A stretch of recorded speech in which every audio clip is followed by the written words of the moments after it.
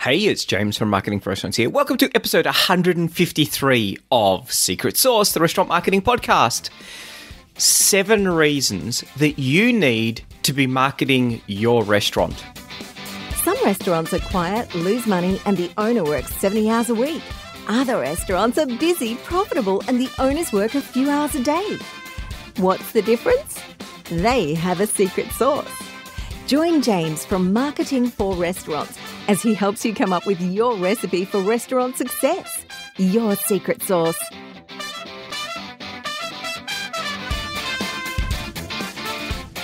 Ladies and gentlemen, welcome back to the podcast.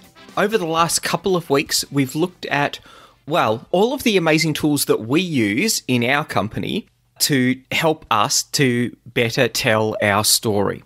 Today, we're going to look at why you should be doing that. I'm partly doing this for a couple of reasons. I think it's good to have a refresher about why you should be doing restaurant marketing. Secondly, this is to try and get some people to understand why they need to be marketing their restaurant. It's to try and get them to understand why they are unsuccessful in the restaurant that they are running, that they own. It is a fundamental issue with so many restaurant owners out there. So what we're going to be doing is we're going to be looking at today's the big why reason, and which I think should help motivate some people to actually go out and do some marketing. We've already looked at the tools that you can be using and just how simple they are to use and free. The only thing that's going to cost you is time, and I know that not many owners are completely flush with lots of time, but it's potentially something you can delegate into a trusted member of the team, or you need to be working on your policies and procedures to be able to free up a little bit of time, to be able to do a little bit of marketing, to be able to get a few more customers in, to be able to make a bit more money so that you can spend a little bit more time working on your business. And this is the thing that we find is it's either a virtuous or vicious cycle. The virtuous cycle is that those that are being a little bit more successful, they've got more time to be more successful, which means that they're going to be more successful.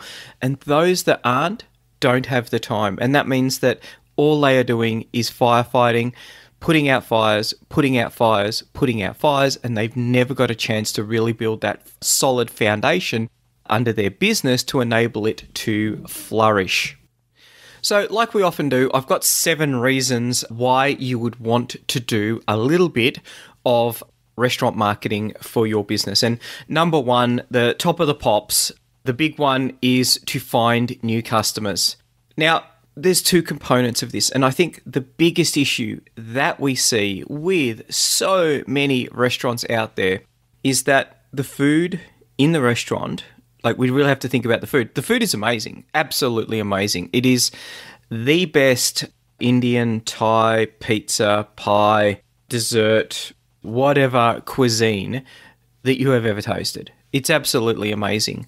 And customers should be lining up out the door to try it, because it's just obvious that when someone comes in, they're going to clearly recognize that all of the customers have very high discerning tastes. They're all going to recognize that this is, probably some of the best food cooked in the world. And when I say this, I'm honestly talking about, half of the restaurants who think this, which is half the restaurants. They're obviously going to go out and tell everyone about it. They'll probably quit their job and do it as a full-time thing, just because the hallelujah moment of when they first tasted that food in that restaurant was completely amazing, completely changed their life, and they're going to want everyone they know to have that same experience. This is, sadly, what many restaurant owners think happens in the real world. Now, this is going to come as a shock, but that doesn't actually happen. Even if the food is really, really great, I think that there's probably 20 restaurants within 5 kilometers or miles of the average restaurant that is just as good. It's a very tough industry, which is why the quality is generally really quite high for many restaurants. So let's just imagine, just for 1 second, that the food was clearly the best. absolutely 100% the best. How many people are going to tell so many other people out there? I don't think it's a lot. Word of mouth, and don't get me wrong, I love word of mouth. Word of mouth is amazing. But we do not see it as a significant way that you can build as your primary method for getting new customers into the door. You can't rely on people to tell that story. If you've got a really interesting vegan menu as a component of your overall menu, how many people are going to know about that? There might be people who've got friends who are vegans. They're not going to specifically say, oh, so this restaurant, they're really targeting, so they're a generalist restaurant, but they've also got a really cool vegan menu. So let me just think of all of the people that I know who are vegan, and I'm just going to text them, I'm going to tag them in the Facebook post, or I'm going to email them all now. This just doesn't happen. And even if it is a semi-religious experience for them when they eat that food, most of them are going to go out the door and they will forget about it. So you need to be doing that little bit more for driving new customers in. And, it's one of our core sayings. You don't want to have the best restaurant that no one's ever heard of, because I've been in a lot of those restaurants where the food is amazing, but the marketing just doesn't tell that story. Where the business plan is amazing, they've thought of so many things, but they don't have a marketing plan to articulate that. We will talk about the business plan, your personal plan, because I think that they're really important components of this. But I want you to be thinking about, how is it that you are going to get new customers into your restaurant? Look, it could be that you have a significant number of people walking by the restaurant. That's really cool. What are you doing to bring them in? And I think really the easiest determinant is look at the restaurant on a Tuesday night. Is it full? No, then you need to be doing a little bit more marketing. If it is full, but you're not making the kind of wages that you think you should be, then you need to be doing more marketing. One of the things that I find really interesting is that there is, amongst a lot of particularly chefs, sorry chefs, but I'm going to have to call you out on this, a really strong desire not to market their food. I speak to a lot of chefs. Having spoken to a lot of chefs, I think that marketing is perceived as being dirty. Let's just let the food speak for itself. Let the customer come in, let the customer have the experience that we have engineered for them, and that will be enough. You know what? Sadly, it is not enough. And we see this time and time and time again. And for me, it can be quite difficult because you see that look in someone's eyes, and it's either sadness because they know they just don't have it. There's something just not quite right in their story. There's something not quite right in their business plan or something that they're doing, because the restaurant across the road is just packed every day and it's pumping and it's expensive and the food is average, but every day you can see them lining up to get in there. And when your restaurant is half full, they are full. When your restaurant is full, they've got them lined up. When your restaurant is empty, they're half full. And you're just sitting there wondering, why? What is it that I've done? What is the problem here? And many times, many times, we see that it is the fact that they have you go and look at their website. Wow, a bit of thought's gone into their website. There's SEO there. There's great photos. Oh, look at this. They're really quite active on Facebook, aren't they? Oh, look, they're actually running ads. There's a thing. Oh, look, they're building an email database. They've got A-frames out the front. Oh, they might be doing letter drops. There's 101 things that they could be doing, but they are doing marketing, and they are the ones who are getting the new customers. Depending on what type of restaurant it is that you've got. But if it's a takeaway shop and someone moves into the area and they're looking for a new takeaway shop and they don't know anything, that first takeaway shop that they go to, that's got a really, really good chance of them becoming a repeat customer. And if you don't get them that first time, you're going to miss out on them as a customer. And this brings me into my second point, repeat customers. Because the critical thing about a repeat customer is you've got to get them in as a new customer. No one is born a repeat customer. They're a new customer first. Now, when someone comes to a takeout restaurant and they get takeout, if the food's epic, that will be their takeout. Now, however often that customer is going to have takeout, you will get a significant slice of that. And I know with our local Indian, we have spent thousands of dollars with them. This is a really important point, that it's not the new customer that you're missing out that is going to kill you, unless, of course, you're a tourist destination, in which case you really need to be pedaling really hard to get those new customers, because, they might be in your vicinity for a week and then they might fly to another country. They might fly back home. So you're going to struggle to turn them into a repeat customer. Not impossible, but you're going to struggle to do that. So for many restaurants, though, and takeout, down the bottom end, this is a huge thing because the price point's not that big. Because the price point's not that big, they tend to come back. They tend to form that habit.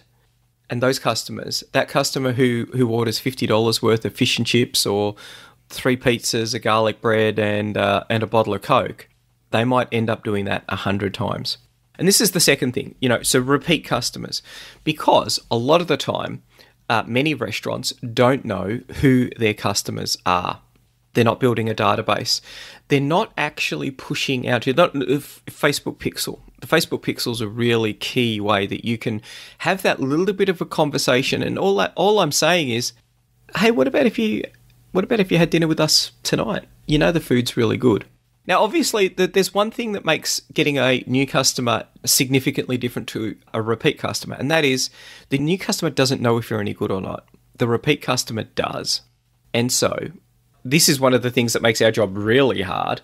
I've eaten in some of our customers' restaurants and they say, oh, what should we do?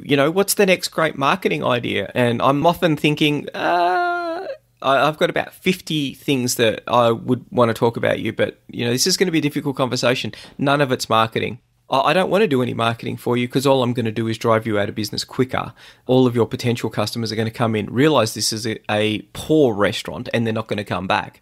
You need to be looking at your menu. You need to be looking at what's going on in the kitchen. You need to be looking at the quality of the food. You need to be looking at front of house. They are the things. If you can't deliver great food, great value, great experiences for your customers, they're not going to come back. You need to be having some sort of thinking about what it is that you offer those customers so that there will be something that they go, yes, I'm going to go back here. And I've heard, I always say to people, oh, why did you eat there? And you hear lots of stories. Oh, the food's crap, but their service is amazing.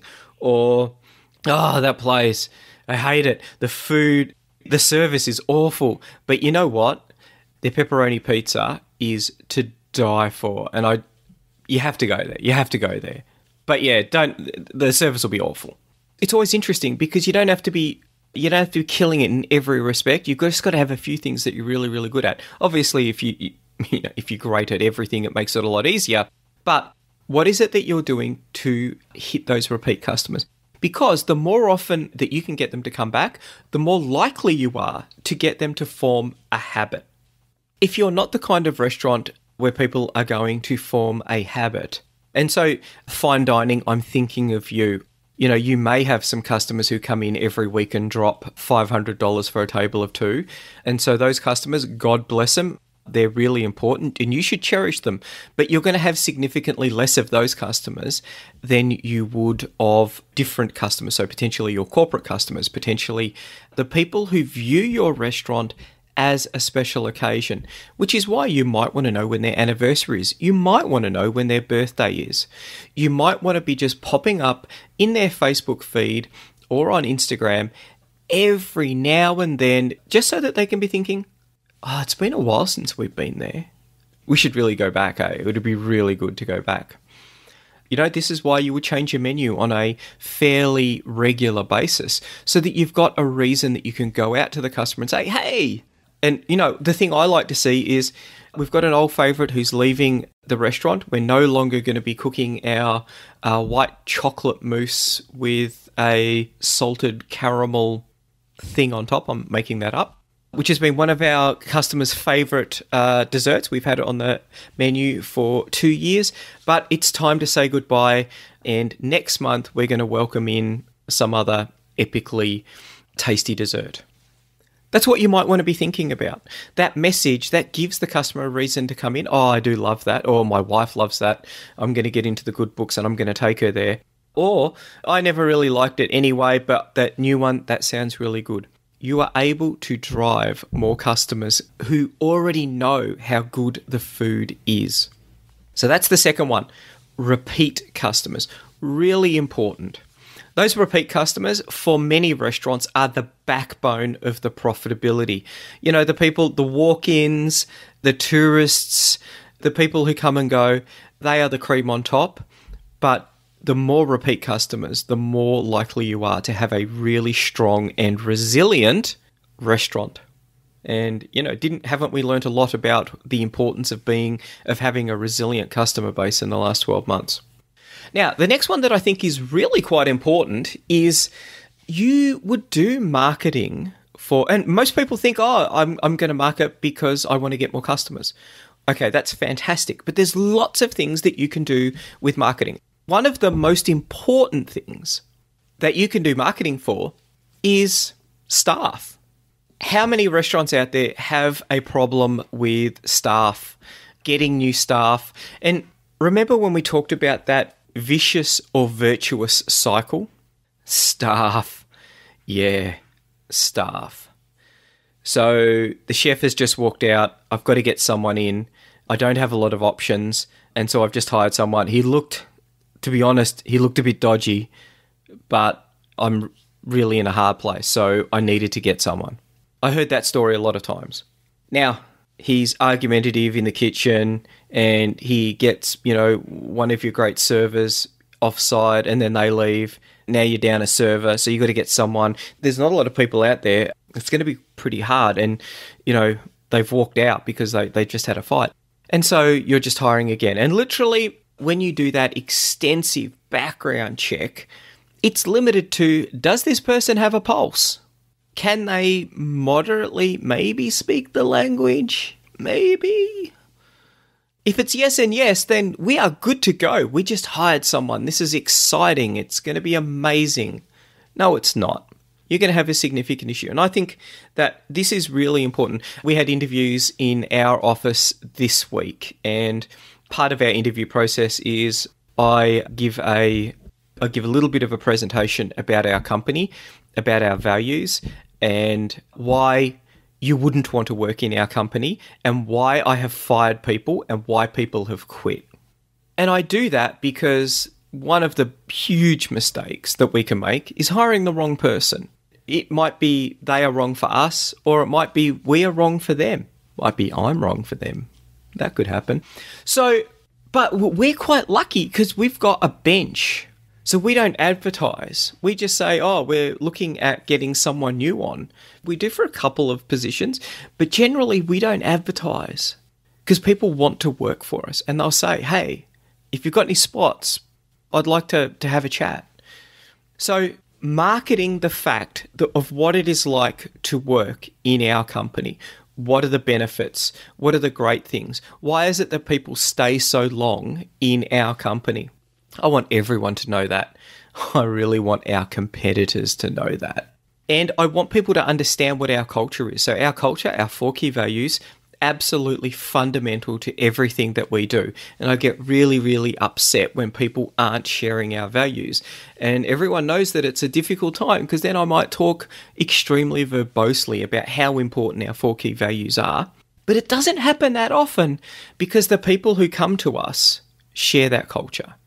They've usually seen someone or something. They know about the company and they're like, yeah, it would be cool to work here. One of the first questions that we ask people in our interview process is, tell us a little bit about our company. And if it's one of those things where they say, I don't know much, just sort of what the job role that I've applied for, we're not really that interested. What we're looking for is people whose eyes light up when they describe what it is that we do and why we do it and how we do it and what we expect of them. Because these are the people who are really, really excited by the opportunity, by the challenges of performing that job role with our team. Culture is one of those things that you really can't copy. And we want people to self-select in. We want to work with people who share our values. So we are often doing marketing that is only ever designed at getting people interested in the opportunity of one day working with us. How different would that be in your business? And I think there's two components to this. The first thing is that your team is going to function a whole lot better when you talk about what makes your restaurant unique, when you talk about what it is that you do for your team, when you talk about why it's a better place to work than other places. And the big thing, if it's not a better place, you might want to work on that, because you want to be getting the best people to work in your team. Your profitability is going to be better, your customers are going to be better looked after, you'll have less hassles.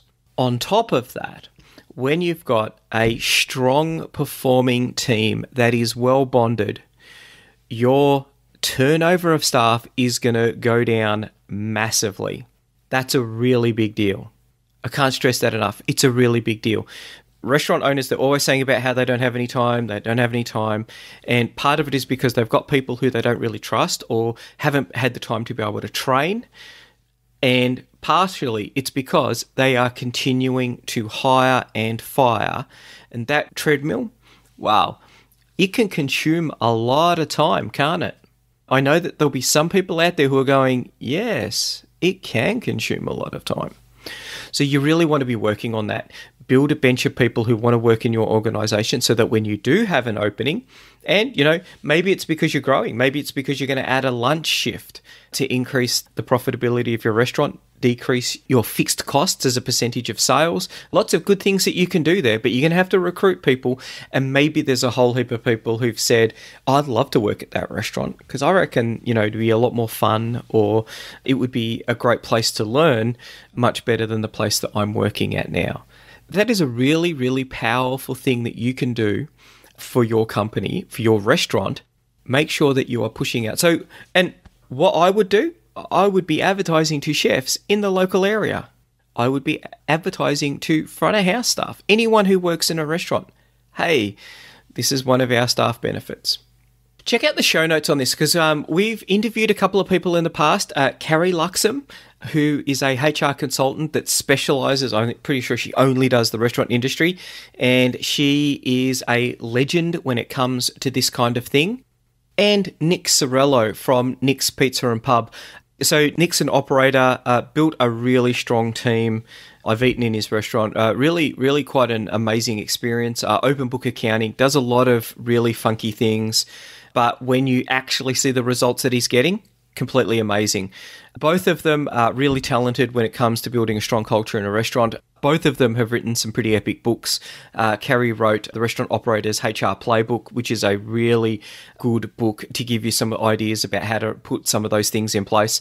And Nick wrote A Slice of the Pie, and it's quite a personal book, and it also talks about the things, how he gets these things to work in his team. And I think that you can learn a lot out of reading both of those books. And even if it just cuts the amount of work that you're doing by decreasing your churn of employees, increasing your retention, epic. But one thing that I think that you can be doing in your marketing is making sure that there are people out there who want to work in your business when you've got an opening. That is really cool, and it makes your life so much easier. Wow, we've spoken for over 25 minutes and we've only covered the first three. I will smash through the rest of them in the next episode, but the number one thing for so many restaurants out there is to embrace the fact that you don't want to have the best restaurant that no one's ever heard of, and to look at what some of your competitors are doing. It's all well and good to say that you want to do it the traditional old school way of no marketing. You don't need a website. You don't need to be posting up on Facebook. You don't need to have a marketing plan. But I think really, and it's like smoking. I've got friends who say, my granddad lived to 110 and he smoked a packet a day. there's always one of those guys, but there's also hundreds of thousands of people who die from smoking. There's hundreds of thousands of businesses, of restaurants that close down because they're not taking their marketing seriously. And there's hundreds of thousands of restaurants out there that I wish weren't out there, that I wish had closed down because they're not that great. Well, they're not that great at being a restaurant. They are pretty great at marketing. And, this is what you need to be thinking about. What is it that you want to be doing in your life, in your business? And have you got a marketing plan to support that? You might want to be thinking about those things. That's about it. So join us next week. It should be really good. If you found a little nugget of inspiration or information in today's podcast, please leave a review on iTunes or your favorite Android app. And you also check out our YouTube channel. We're starting to do a few more videos out there as well. It's a lot more time intensive, a lot more. And I'm like everyone else, really fighting for time. Check out some of there because we are getting some good feedback with some of the videos that we're putting up there. That's about it. You have a glorious day. Oh, last thing, remember, if today's a day that you don't do any marketing, then today's a day that you've done nothing to build your business. I think that's really important. Okie doke. Bye. Want more customers for your restaurant, cafe or takeout? Every month, our marketing tools and information are used by thousands of restaurant owners just like you to help them find more customers and turn them into repeat customers. All of our tools and information is designed specifically for restaurant owners. We know you don't have a lot of time to spend marketing or learning complicated procedures, so our tools are quick and easy to use. If you're looking to increase your revenue and profits or want to work less hours, check out marketingforrestaurants.com.